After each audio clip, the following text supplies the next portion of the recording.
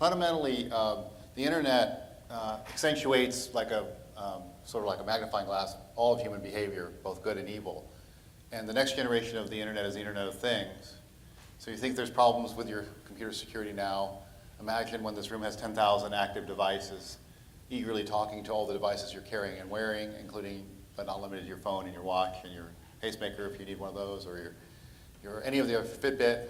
And it's all, some of it's doing good and some of it's doing evil. So there's, in this whole competition of sort of the positives and negatives of cyber, we're doing research and building systems and trying to make a real difference here at Auburn. So let's see if I can operate the IoT technology, or the non-IoT technology. Apparently not. Okay.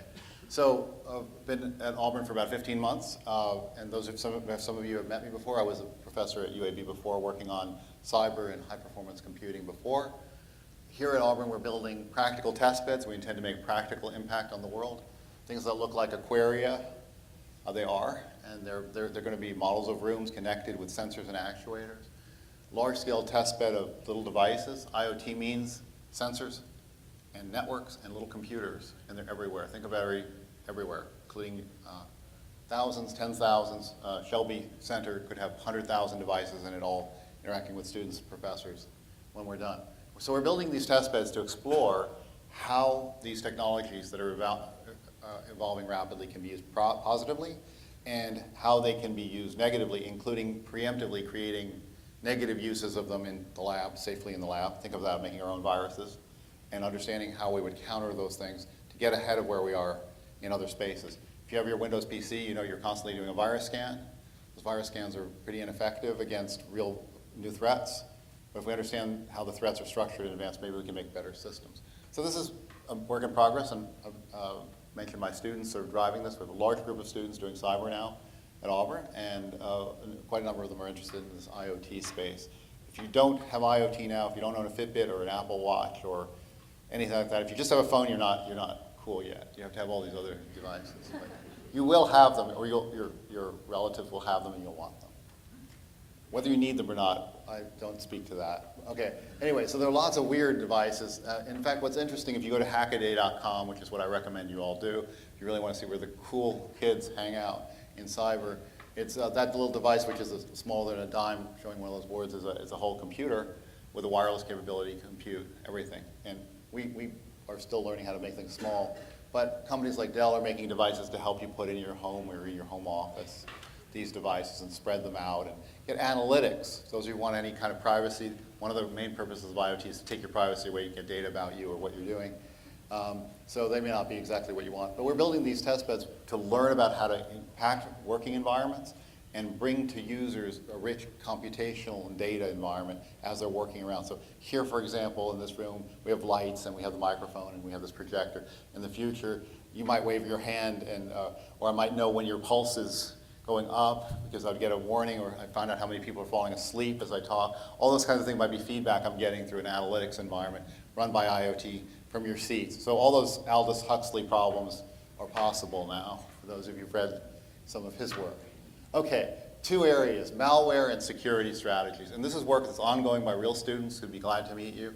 One of the posters the poster we have at 5 this is an advertisement for a little bit of that. This is not really driven by theory and top-down. This is driven by building real systems and understanding how to make them resilient over time. The new versions of systems come out weekly, daily. Kickstarter has them. I have some props I'll show at the poster, just a few. So some of the students are looking at how to detect malware. Well, it's really how to build malware is what we end up having to do. So something about that, let's see. So our goal is to figure out how to data mine and classify and understand how to monitor these devices that have, uniquely different from your PC or your iPad, small memory, small power, potentially battery operated, and they have all kinds of environmental data in them, temperatures, pressures, any imaginable, your humidity, things about your pulse, any unimaginable things. Eventually IoT could be also worn. So there are all sorts of these devices, and you won't know what they all are, but just to throw out as an eye chart, this is a small subset of all the things being made, and if you include all the things being made in China, there are thousands of new integrated circuits that are IoT capable. And things like Google Glass, that's like 15 years ago technology already. Things like that are coming, essentially the smart glasses and overhead displays and you name it. So there's also a bunch of operating systems that none of you had to worry about, maybe Linux and you don't know Windows, but now a plethora of new operating systems are coming out that we're experimenting with. And this chart is just to show you there's all sorts of different devices, ranging from tiny things that will essentially be slightly bigger than around the size of a half of a dime, to things that look a lot like still a PC. In fact, that's the problem. Some of them still are PCs, but really small, everywhere, throwaway in many cases. You'll have replacement without repair, which is a famous Soviet strategy. Just make a lot, high productivity, just throw them away when they die, you don't care. It actually works great for IoT. Okay, so we have some interest in, have all these devices. We have to think about networks, because these things are networked.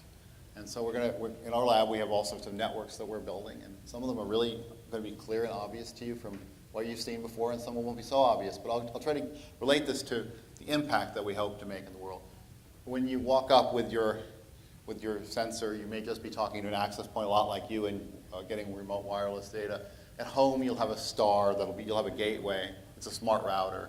You'll have these sensors, your TV, your pet moving around the house. All those things will be knowable. And we talked to a company, and they said in one of our deployments, we have a 1 million square foot floor. We control all the lighting, everything environmentally. Wires are no longer allowed. So they have meshes. You talk to you, and you talk to us. There's a whole sort of connectivity that's popping connectivity for low power. You don't actually have what looks like a bus or even like a global access point like you do when you get wireless here at Auburn. So there's a whole mesh, and these things introduce all sorts of new interesting capabilities and problems. But it's all about sensing things. You want to know what temperature it is. You want to know how things are behaving. You'd like to understand motion, presence. You'd like to help people who, for example, an autistic child find their way out during a fire. It's different from a person who is not autistic. All those things are involved in the use cases. But think about lighting a 1 million square foot floor is a real industrial use case of today. And it's not obvious how to manage all those hundreds or thousands of devices. So we go on we have many devices, many operating systems, and we're thinking about building new kinds of network architectures. And so there's nothing really new. As you know, in computing, one of the great features is we redo and redo and redo.